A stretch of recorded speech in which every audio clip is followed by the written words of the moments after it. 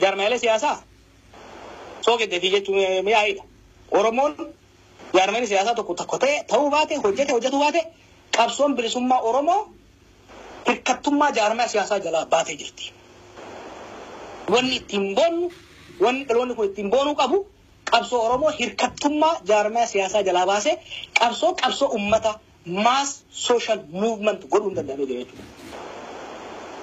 Hiree kanatti fayyadamanii poolisii istarsiimoo qopheessanii Oromiyaa boru dhuftu bulchuudhaaf qabsoo tanas bakka itti godhuudhaaf yoo deemani ammallee uummanni Oromoo jalli hiriira. Oppiidiyoollee jala hiriiraa jira bara. Yoo moolaa akkuma duraatitti ibsa ejjennootiin qabsoofne jedhanii kan deeman taate gadaan qabsoo ibsa ejjennoo dabartee jirti. Gadaan qabsoo hojii qabatama organize, mobilize, strategize, operationalize. Kanaan yoo deemte uummata wajjin deemuu dandeessa yookaan immoo fardi uummataa kun fuudheetu si biraan kutaa jechuudha.